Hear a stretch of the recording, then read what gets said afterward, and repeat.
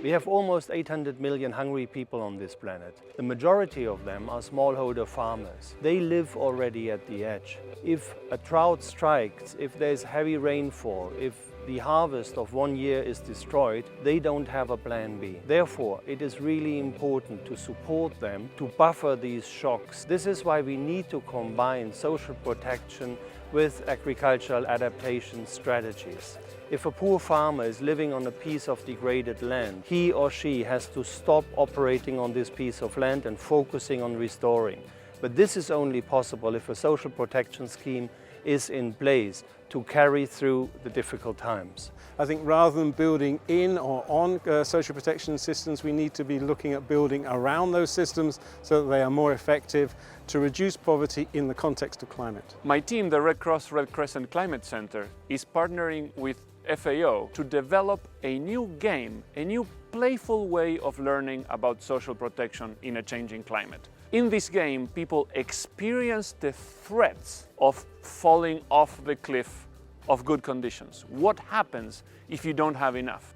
Well, social protection systems cannot be easily experienced by people who come to an event like the UN Climate Conference. You guys, I'm sorry, you're very vulnerable.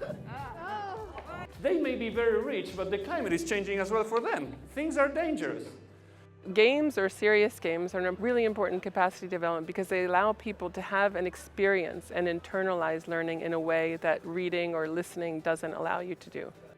Risk-informed and shock-responsive social protection system holds great potential in enhancing the resilience and decreases the vulnerability of poor or marginalized population. Their contribution is based on three main patterns: reducing the need for recurrent and continued humanitarian aid, facilitating effective and timely response by using delivery mechanisms already in place before a disaster occurs, such as the social cash transfers, and running the targeting exercise in advance, embedding climate-smart dimension into long-term rural poverty reduction strategy. What is this story? Well, basically we know that when rains are not good, or when other things go wrong, farmers don't get enough food. In this game, we have little productive assets, they're like coins. Players start with several, they toss them. If they get food, no problem. If they get no food, trouble. Oh, no! Help! Getting help can be difficult unless there is a solid social protection system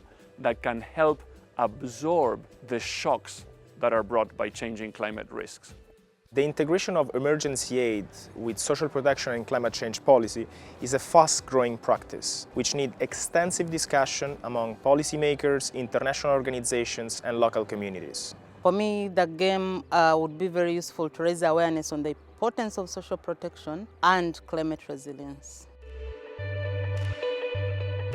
Why a game for social protection? It's simple.